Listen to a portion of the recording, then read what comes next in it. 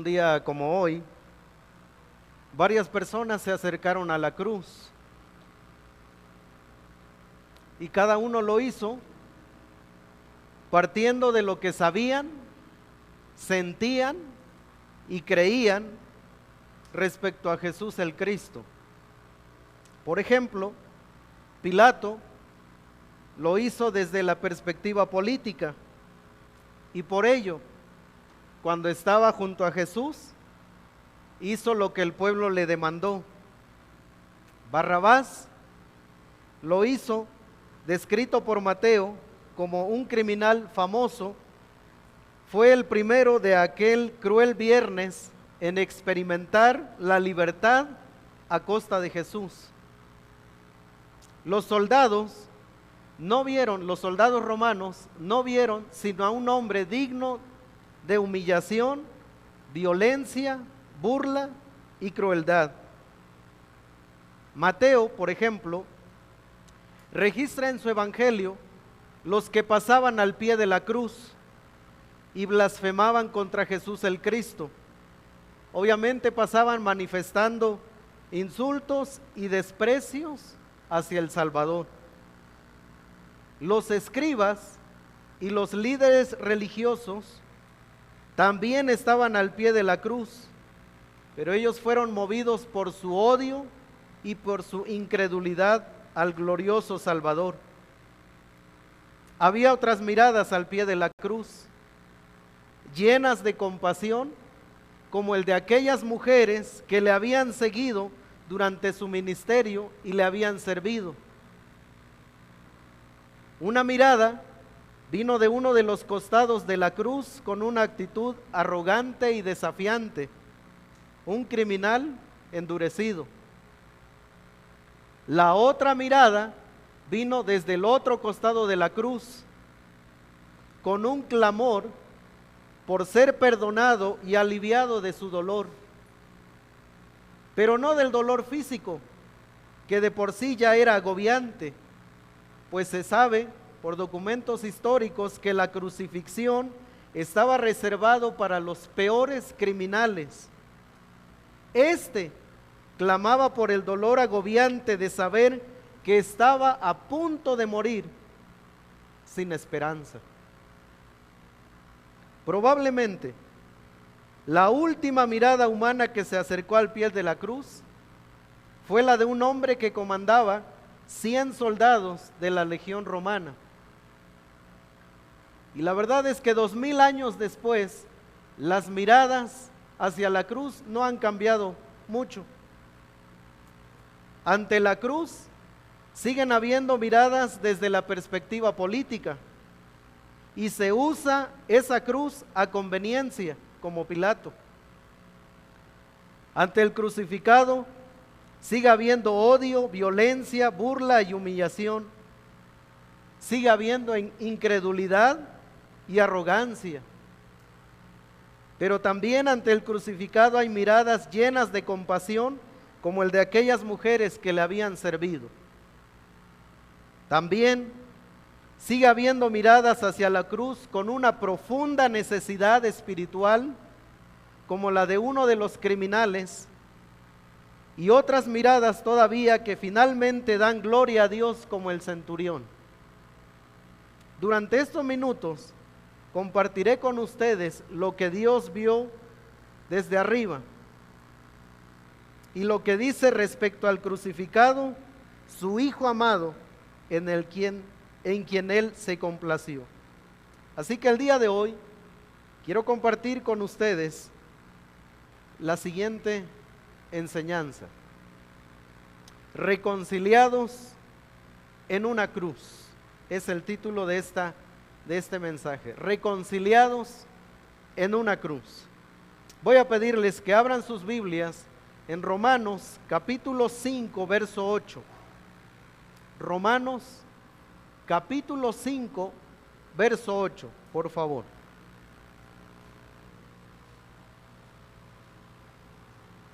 Un solo texto sobre el cual estaremos meditando esta tarde. Romanos 5:8. Y vamos a leerlo todos juntos, por favor. Dice así la palabra del Señor: mas Dios muestra su amor para con nosotros, en que siendo aún pecadores, Cristo murió por nosotros. Mas Dios muestra su amor para con nosotros, en que siendo aún pecadores, Cristo murió por nosotros. Quiero hablarles, a la luz de este texto, por lo menos 8 conceptos que revela este texto. En primer lugar, quiero hablarles en la frase que dice, mas Dios, quiero hablarles del autor de la salvación. Es decir, ¿quién produce la salvación? ¿Quién la diseñó? ¿En quién estuvo la iniciativa de salvar a la humanidad? Y vamos a ver las razones más adelante. Pero la Biblia dice, mas Dios. Es decir, que ningún ser humano desarrolló, creó, pensó salvarse alguna vez. Y de hecho, de acuerdo con la palabra de Dios, ningún ser humano puede salvarse a sí mismo, sin importar lo que haga, sin importar lo que diga, sin importar lo que piense, sin importar cómo viva. Ningún ser humano jamás pensó en la salvación. Es Dios. En Éxodo capítulo 3, versos 7 y 8, si podemos quitar la pantalla por favor para evitar distracciones. Dice, Éxodo 3, 7 al 8, luego el Señor le dijo, ciertamente he visto la opresión que sufre mi pueblo en Egipto. He oído sus gritos de angustia a causa de la crueldad de sus capataces. Estoy al tanto de sus sufrimientos. Por eso he descendido para rescatarlos del poder de los egipcios, sacarlos de Egipto y llevarlos a una tierra fértil y espaciosa. Lo que nos revela el texto es que Dios desde el cielo mira la condición de cada ser humano. Condición de sufrimiento, de dolor, de clamor, de desesperación, de frustración. Dios no está ausente de lo que sucede aquí abajo en la tierra. Dios tiene sus ojos sobre toda la humanidad y Él puede ver quién clama desde el silencio. Dios puede ver un corazón desesperado. Dios puede ver a quien le necesita. Y eso es lo que Dios le dijo a Moisés. Yo he visto a mi pueblo. Ahora, habían pasado por lo menos 400 años desde que Dios se había manifestado. Y pareciera que Dios durante ese tiempo estuvo ausente de su pueblo, de la humanidad. Pero Dios se muestra en Éxodo capítulo 3, versos 7 al 8, diciendo, yo he visto el sufrimiento de mi pueblo. Yo sé la condición en la que viven. Yo puedo ver el grado de desesperación. Y le dijo a Moisés, por eso he descendido para rescatarlos, porque ellos solos no podrán. Isaías 43, 11 dice, yo Jehová, y fuera de mí no hay quien salve. Eso es lo que dice Dios en su palabra. Yo el Señor, y fuera de mí no hay quien salve. No importa cuántos salvadores se levanten desde la tierra, desde el cielo, solo hay un Salvador, y es Dios. Estamos hablando en primer lugar del autor, mas Dios, dice nuestro texto, el autor. Gálatas 4, 4 al 5, sin embargo, cuando se cumplió el tiempo establecido, Dios envió a su Hijo, nacido de una mujer y sujeto a la ley. Dios le envió para que comprara la libertad de los que éramos esclavos de la ley, a fin de poder adoptarnos como sus propios hijos. Fue Dios quien envió a Jesús. Eso dice la Biblia. Dios envió a su Hijo. Dios lo envió para que comprara la libertad. Fue Dios quien toma la iniciativa, luego de ver la miseria del ser humano, es Dios quien toma la iniciativa. Por eso el texto dice, más Dios. En segundo lugar, quiero llamar su atención a la siguiente palabra, mas Dios muestra. ¿Verdad? En segundo lugar, quiero hablarles de esto, de la revelación. ¿Verdad? En primer lugar, les hablé del autor de la salvación. En segundo lugar, quiero hablarles de la revelación. Mas Dios muestra. La Biblia dice en el Salmo 19:1 que los cielos cuentan la gloria de Dios y el firmamento anuncia la obra de sus manos. Desde el día en que Dios hizo la creación, Él estaba mostrándonos algo. Él se estaba revelando a sí mismo. Desde el momento en que los cielos fueron creados, Dios se estaba revelando. Por ejemplo, en Romanos 1:20 dice, porque las cosas invisibles de Él, su eterno poder y deidad, se hacen claramente visibles desde la creación del mundo, siendo entendidas por medio de las cosas hechas, de modo que no tienen excusa. Así que Dios, desde que creó los cielos, desde que creó el universo, Dios se ha estado revelando al ser humano. Sin embargo, en Romanos 5:8, nuestro texto de hoy, nosotros podemos apreciar algo más. Dios se ha revelado a través de la creación. Dios se ha revelado a través de todo lo que nosotros podemos ver. Dijo el apóstol Pablo que es en la creación que nosotros podemos ver su eterno poder y su deidad. Es decir, con solo mirar un atardecer, nosotros podemos ver a Dios. Con solo mirar las estrellas, nosotros podemos mirar a Dios. Con solo mirar la luna, nosotros podemos mirar a Dios. Eso es lo que dice el texto. Que cuando nosotros miramos la creación, Dios se está revelando. Pero en Cristo Jesús, Dios se reveló plenamente. Dice Juan 1:9 y 10, aquella luz verdadera que alumbra a todo hombre, venía a este mundo. En el mundo estaba, y el mundo por él fue hecho, pero el mundo no le conoció. Así que lo que el apóstol Pablo nos está diciendo en ese texto, más Dios muestra, es que a través de la creación Dios se está revelando, pero a través de Cristo Jesús Dios se ha revelado plena y completamente. Así que número 1, Dios es el autor de la salvación. Número 2, Dios se revela a sí mismo. Número 3, Dios nos revela su esencia, mas Dios muestra su amor. Ahora nosotros tenemos un concepto equivocado del amor. Nosotros tenemos un concepto mundanalizado del amor. Para nosotros el amor son sentimientos.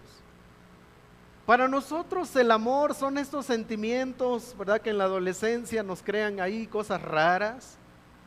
Para nosotros hemos romantizado el amor. Al grado de que nosotros lo hemos llevado al punto de, si yo siento amor, lo hago. Pero eso no es lo que nos enseña la Biblia. La Biblia nos enseña que el amor es una serie de acciones. Nosotros esperamos a sentir algo para hacer algo. Dios tomó una decisión y nos mostró su amor. Por ejemplo, en Juan 3:16 dice, porque de tal manera amó Dios al mundo que ha dado a su Hijo unigénito, para que todo aquel que en Él cree no se pierda, mas tenga vida eterna. Porque de tal manera amó Dios al mundo, y luego dice, y dio a su Hijo. Ya en un momentito más vamos a ver cómo lo entregó. Porque incluso este texto, si no lo miramos a la luz de todo el Nuevo Testamento, a la luz de la palabra, a la luz de Isaías 53, por ejemplo, nosotros nos perdemos un poquito de lo que dice este texto. Porque de tal manera amó Dios al mundo y dio a su único Hijo con un propósito. Lo dio para nosotros, para que todo aquel que en Él cree no se pierda, mas tenga vida eterna. Primera de Juan 4:10 dice: en esto consiste el amor verdadero, no en que nosotros hayamos amado a Dios, sino en que Él nos amó a nosotros y envió a su Hijo como sacrificio para quitar nuestros pecados. Entonces ya vamos viendo cómo dice la Biblia que Dios nos dio a su Hijo, ¿verdad? Porque aquí en Primera de Juan 4:10 ya se usa la palabra sacrificio. Y vamos a ver qué tipo de sacrificio fue el que Dios permitió para liberarnos a nosotros. Cuarto lugar, veamos el alcance. Mas Dios muestra su amor para con nosotros. El alcance de su amor. ¿Para quiénes? ¿Para los buenos? ¿Para los religiosos? ¿Para los que se consideran buenos moralmente delante de la sociedad? ¿Para los que nunca han hecho algo malo desde su perspectiva? No, la Biblia dice: el que en Él cree no es condenado. Podemos deducir entonces que el alcance de este amor es para los condenados. Y eso nos dice cómo Dios nos mira a nosotros. Esto nos dice cómo Dios mira a la humanidad. Condenados. Eso es lo que somos. Y usted dirá: ¿condenado? Yo soy buena persona. Yo soy fiel. Yo voy a la iglesia cada domingo. Cuando puedo doy de una limosna. Me esfuerzo por darle lo mejor a mis hijos. Soy buen vecino. Y nosotros sacamos una lista enorme para evadir este concepto de condenación, de perdición. Bueno, yo soy bueno. Pero eso es lo que dice la Biblia. El que en Él cree no es condenado.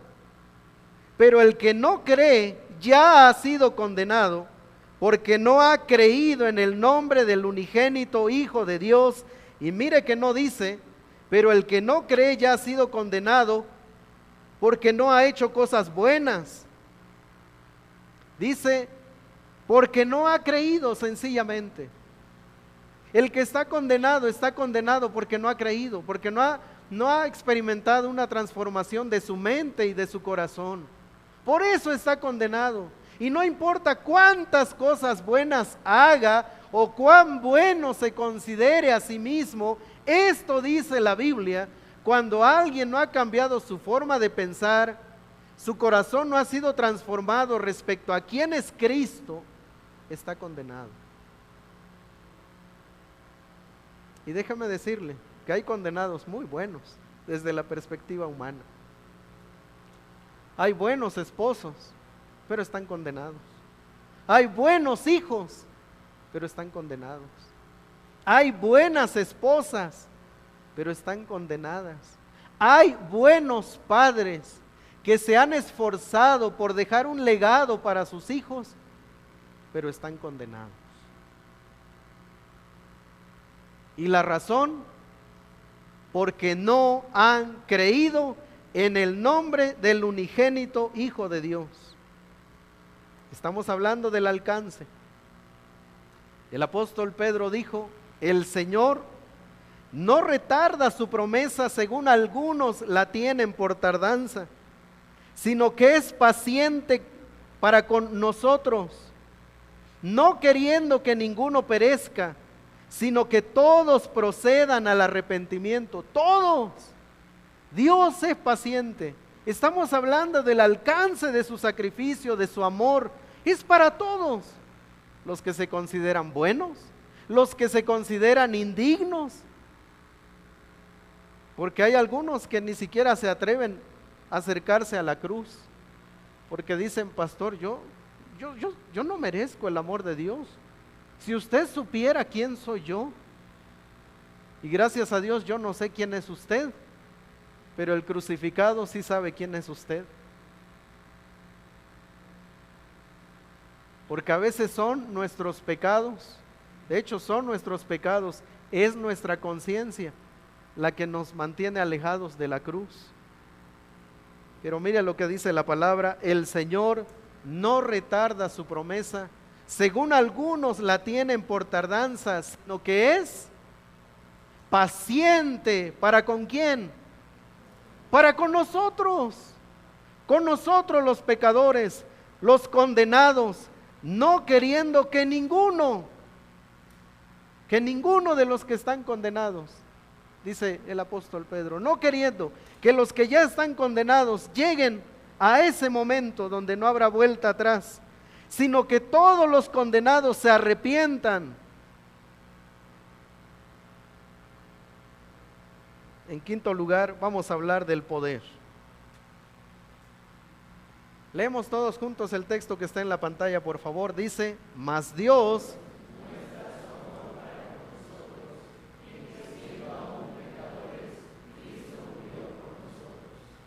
en que siendo aún pecadores. Algunos piensan, bueno, gracias a Dios yo no soy tan malo. Gracias a Dios me he portado bien. Gracias a Dios he sido buen padre y todo lo que usted guste. Pero la Biblia solo mira esto. Dios desde arriba solo estaba mirando una humanidad pecadora, en que siendo aún pecadores. Eso es lo que somos, hermanos. No nos gusta que nos digan eso, porque la palabra pecador en la actualidad es ofensiva. Y no nos gusta que nos hablen del pecado, porque la Biblia dice que nosotros nos deleitamos en el pecado, nosotros amamos nuestro pecado. De hecho, la Biblia dice que alguien que está acostumbrado a vivir en la oscuridad, no le gusta que le enciendan la luz, porque cuando le encienden la luz se da cuenta de cuán miserable es su vida. Cuando nosotros hablamos de este concepto de pecado, a todos le llaman pecado. No, la Biblia dice: mas Dios muestra su amor para con nosotros, en que siendo aún pecadores, nosotros somos los pecadores. Y entonces hablamos del poder. Dice Colosenses 2:13, en la Nueva Traducción Viviente: ustedes estaban muertos a causa de sus pecados, y porque aún no les habían quitado la naturaleza pecaminosa, entonces Dios les dio vida con Cristo al perdonar todos nuestros pecados. ¿Sabe que hay padres buenos y están muertos? ¿Sabe que hay esposos fieles, buenos proveedores, pero están muertos? ¿Sabe que hay hijos obedientes, sanos, sin ningún vicio, pero están muertos? ¿Y la razón? No tienen a Cristo.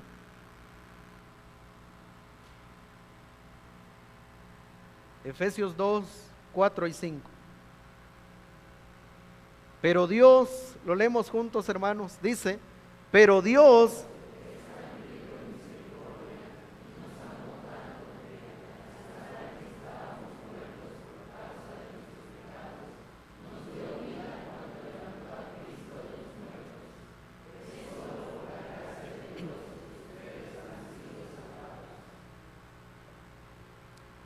¿sabe por qué somos salvos?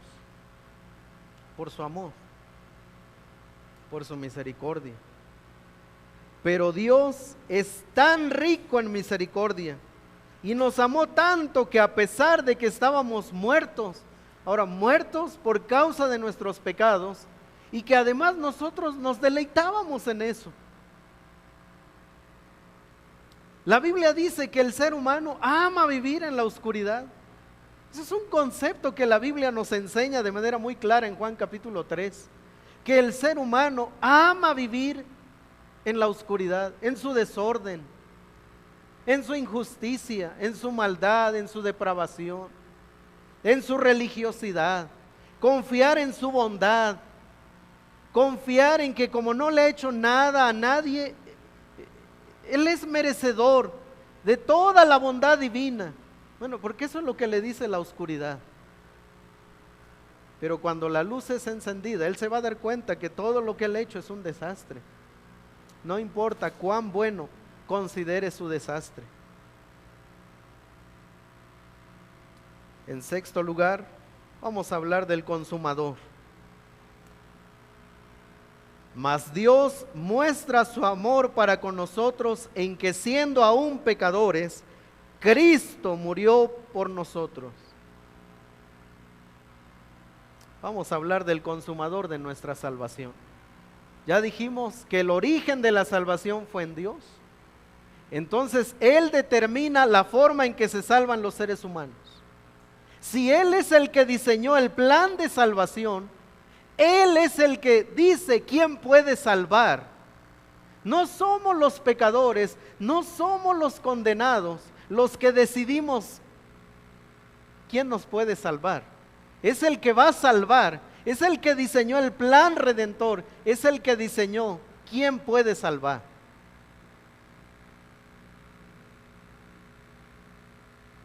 Alguien dijo que cuando la humanidad elige nuevos salvadores, es como si estuviera levantando a otro ser humano lleno de lodo, le quitan un poco el lodo y lo levantan y le dicen, tú estás más limpio que nosotros.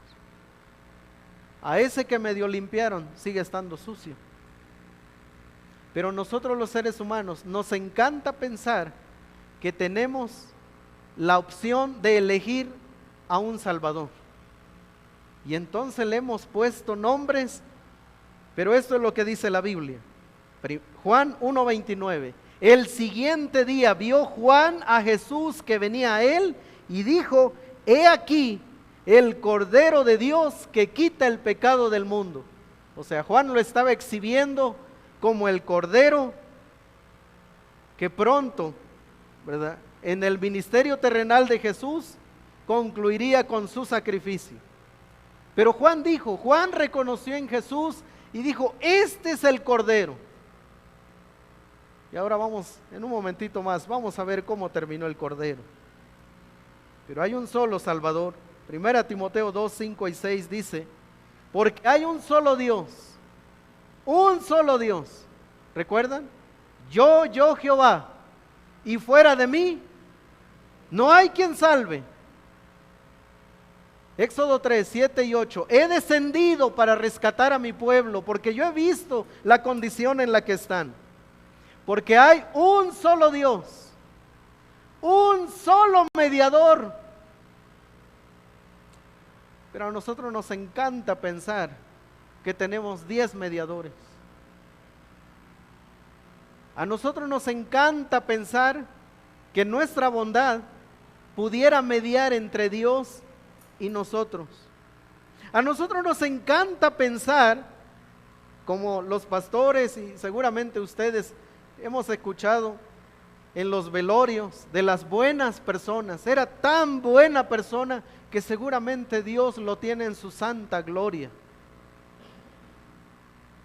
Eso es porque a nosotros nos encanta pensar que a última hora le vamos a dar la vuelta al juez y que Él ni cuenta se va a dar.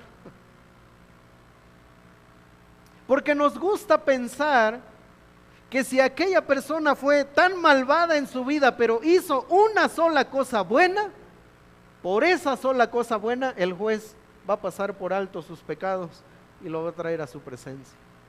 Pero la Biblia dice, porque hay un solo Dios y un solo mediador entre Dios y los hombres, y ese mediador es Jesucristo hombre, el cual se dio a sí mismo en rescate por todos los pecadores, por todos los condenados, de lo cual se dio testimonio a su debido tiempo. Un solo mediador. Hechos 4:12 dice, y en ningún otro hay salvación, en ningún otro, porque no hay otro nombre bajo el cielo. Dios no nombró a otro, sino solo a Cristo. No hay otro nombre bajo el cielo dado a los hombres en que podamos ser salvos. Llámese como se llame, no hay otro Salvador, es Cristo Jesús. Pastor, pero era buena persona.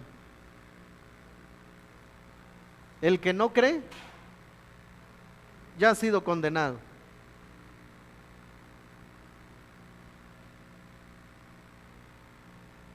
Hablemos entonces del medio. ¿Cuál fue el medio por el cual Cristo Jesús consumó nuestra redención? Mas Dios muestra su amor para con nosotros en que, siendo aún pecadores, Cristo murió por nosotros. Hablemos del medio. ¿Cómo fue la muerte de Jesús? La crucifixión era la pena de muerte utilizada por los romanos desde el 217 antes de Cristo. Era para los esclavos y todos aquellos que no eran ciudadanos del imperio. Era una tortura tan cruel y humillante que no estaba reservada para un ciudadano romano. Las leyes lo prohibían. Era precedida por el flagelo, infligido con diversos instrumentos según la procedencia y el origen social de los condenados. La crucifixión no fue una invención romana, pero estaba muy extendida en el Imperio Romano. Había 3 formas de ejecutar a un convicto en la antigua Roma. Según uno de los historiadores, un solo objetivo las unía: no permitir la conservación de huellas de la memoria, es decir, imposibilitar la sepultura de restos mortales.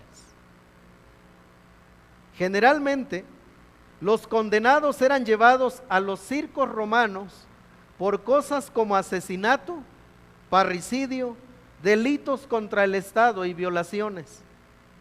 En la arena, estos criminales enfrentaban barbaridades hasta la muerte. Sus restos eran devorados por los insectos. Una segunda forma de ejecución era el fuego, que tampoco dejaba muchos residuos. La crucifixión era el castigo para los esclavos que atentaban contra la vida de sus amos y los que participaban en rebeliones.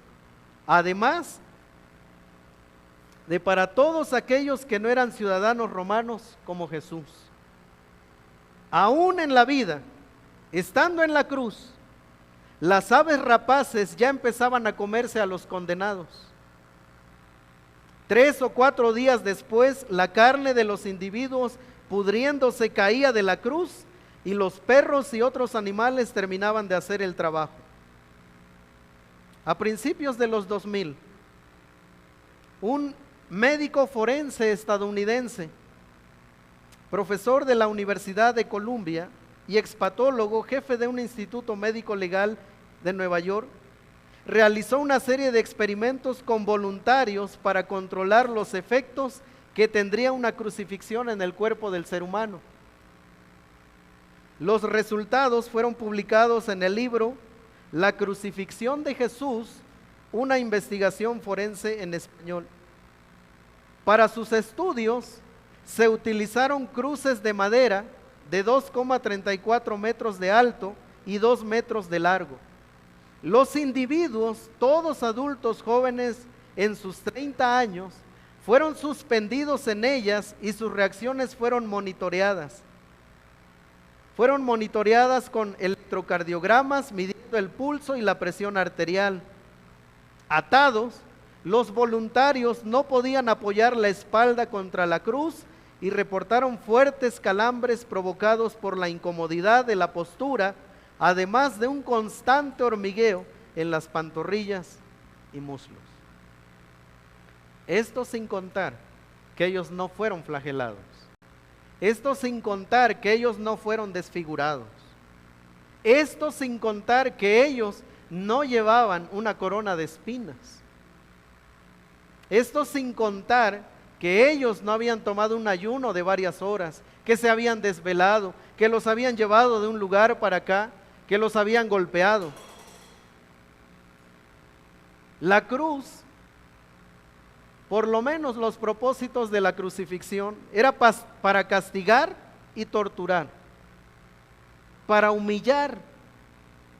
Uno de los propósitos de los crucificados era mostrar a los otros que si se levantaban contra el imperio, eso era lo que les esperaba, la muerte, pero no una muerte rápida, era una muerte cruel, lenta, agonizante.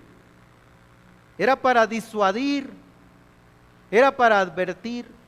Y los soldados romanos eran hombres entrenados en combate, sin piedad. Este fue el medio en el que Jesús murió. Así fue la forma en que murió. Nosotros normalmente leemos, bueno, y Jesús murió, sí, pero no murió en una cama y expiró. Murió en una cruz, 3 horas colgado, sediento, humillado, golpeado. Algunos historiadores no creyentes, no cristianos, dicen que este tipo de flagelo, el que le ejecutaron a Jesús, solo podía proceder de un corazón entenebrecido, de un corazón que disfrutaba ver el sacrificio de humanos. Así que cuando nosotros miramos algunas imágenes de Jesús en una cruz que nos llama a la compasión, con una gotita de sangre pintada ahí en el rostro, eso no es lo que estaba pasando ese día. Ese era un espectáculo que provocaba a la burla y a la humillación. Esa es la manera en que Dios entregó a su Hijo por amor a usted y a mí, los pecadores, los muertos, los condenados. Mateo 27:50 dice: mas Jesús, habiendo otra vez clamado a gran voz, entregó el Espíritu. Filipenses 2:5-8 dice: haya pues en vosotros este sentir que hubo también en Cristo Jesús, el cual, siendo en forma de Dios, no estimó el ser igual a Dios como cosa a que aferrarse, sino que se despojó a sí mismo, tomando forma de siervo, hecho semejante a los hombres, y estando en la condición de hombre, se humilló a sí mismo, haciéndose obediente hasta la muerte, y muerte de cruz, una muerte vergonzosa, humillante.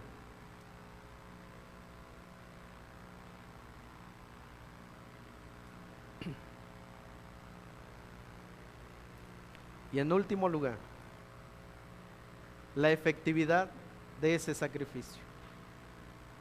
Mas Dios muestra su amor para con nosotros, en que siendo aún pecadores, Cristo murió por nosotros. ¿Y quiénes son esos nosotros? Todos nosotros, dice Isaías 53, todos nosotros nos descarriamos como ovejas. Cada cual se apartó por su camino. Cada uno escogió el mejor camino que le pareció. Mas Jehová cargó en él, hablando de Jesús, el pecado de todos nosotros.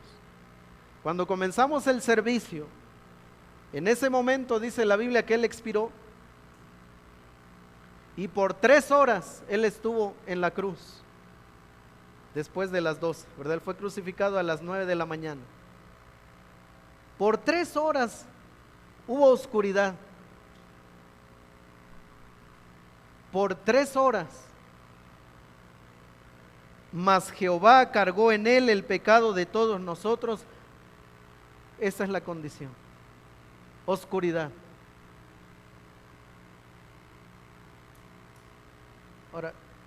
Quiero que se imagine esto. Herido, hambriento, sediento, humillado, golpeado. Sus enemigos están al pie de la cruz. Completa oscuridad.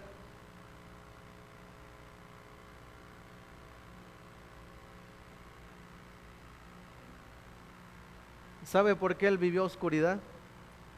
Para que un día la luz resplandeciese sobre nuestra vida y nunca jamás viviésemos en oscuridad. Esa fue la razón de por qué hubo oscuridad. Él experimentó tinieblas profundas, en un sentido donde Dios no tiene relación con la oscuridad.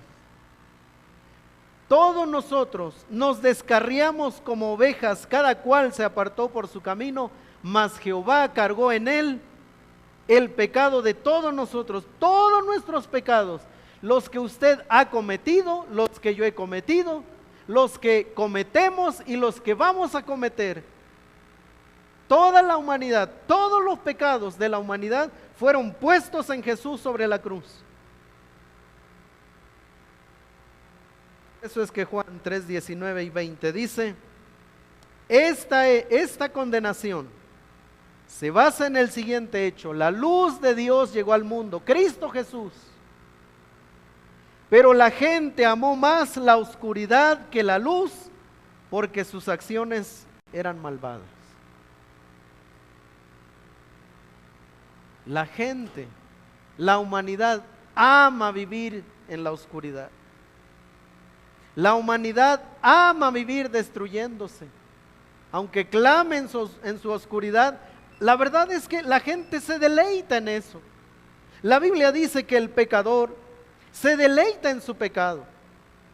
Así que cuando nosotros vemos cómo nuestra sociedad se va degenerando, cuando nosotros vemos cómo los seres humanos vamos perdiendo sensibilidad, el respeto por la vida y clamamos por justicia, la Biblia dice, un día la luz vino, pero la gente amó más la oscuridad que la luz. Ahora quiero que quite la palabra gente y ponga su nombre. ¿Cómo suena?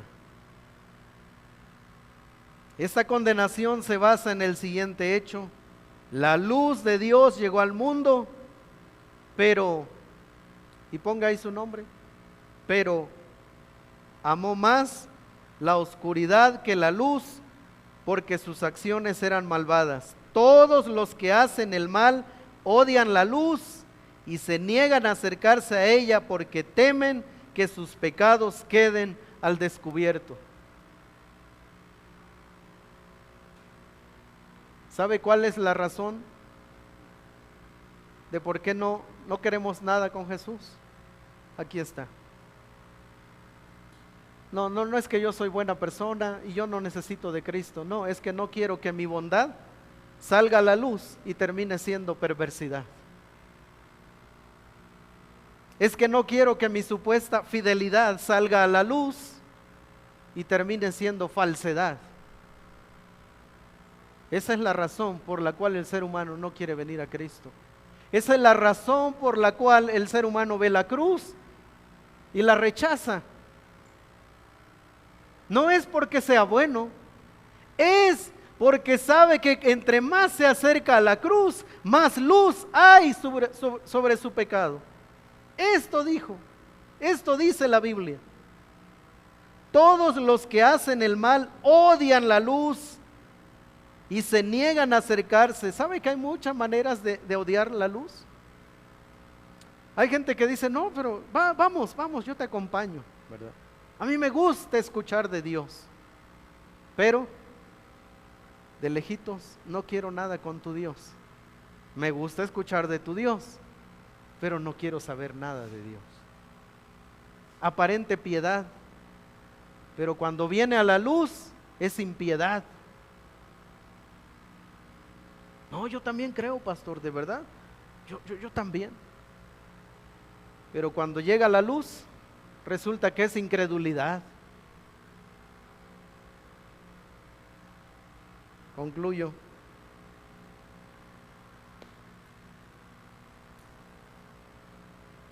vino a los de su propio pueblo. Y hasta ellos lo rechazaron. Vino a los de su propio pueblo y hasta ellos lo rechazaron, pero a todos los que creyeron en él, a todos los que creyeron en él y lo recibieron, les dio el derecho de llegar a ser hijos de Dios. A los que creyeron, recibieron un derecho, el derecho de ser hijos.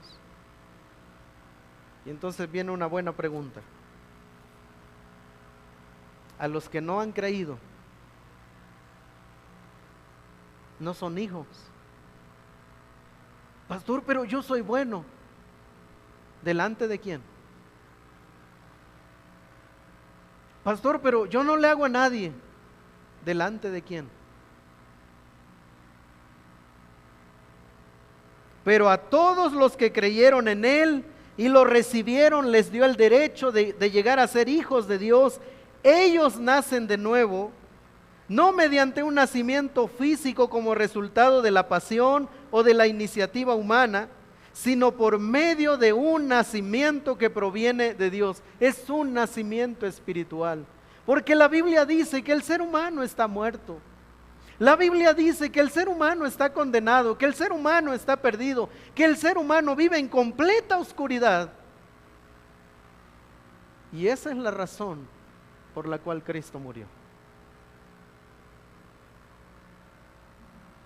Porque no éramos hijos. No importa cuán buenos seamos. El que no tiene al Hijo, no tiene la vida. Esta es la razón de la crucifixión. Mas a todos los que le recibieron, a los que creen en su nombre, les dio potestad, les dio el derecho de ser sus hijos. Y solo por creer, por confiar en que Él es el único medio, ese es el hecho más grandioso del plan redentor. Que Dios, el gran autor de la salvación, diseñó que para poder tener acceso a su presencia solo es por fe. No es a través de méritos humanos. ¿Cuántos méritos requeriríamos para entrar a su presencia? ¿Cuántas vidas? ¿Cuántas cosas buenas necesitaríamos para ser perdonados? Pero Dios diseñó que el plan fuera solo por fe, donde el mérito humano queda de fuera, donde mi bondad queda fuera, donde mi religiosidad queda fuera, donde mi moralidad queda fuera, donde todo lo que yo traigo que viene de la oscuridad quede fuera, para que solo la luz sea suficiente para salvar al hombre. Y solo Cristo es suficiente para salvar al hombre. No hay otro medio. Solo Cristo. Y entonces, hablando de las miradas que estuvieron ese día en la cruz, hubo miradas como a la de aquel criminal a un costado de Jesús, que solo se atrevió a decirle: acuérdate de mí, nada más, cuando estés en tu reino. Solo por eso, así de fácil. Y el gran Salvador, el glorioso Salvador, le dijo: hoy mismo estarás conmigo en el paraíso. Hoy. El centurión, el hombre que miró la cruz y dio la gloria a Dios, reconociendo verdaderamente este era hijo de Dios. Pero sabe, hubo otras miradas que regresaron a casa creyendo que habían ganado. Y ese día perdieron toda oportunidad. Regresaron a casa más hundidos en su pecado. Aquellos que pasaban por la cruz y le decían: si tú eres el Cristo, sálvate a ti mismo. Aquellos que le decían: al profeta Elías llama, que venga el profeta Elías y lo salve. Porque la luz vino al mundo, pero los hombres amaron más las tinieblas que la luz, para que sus obras no sean reprendidas.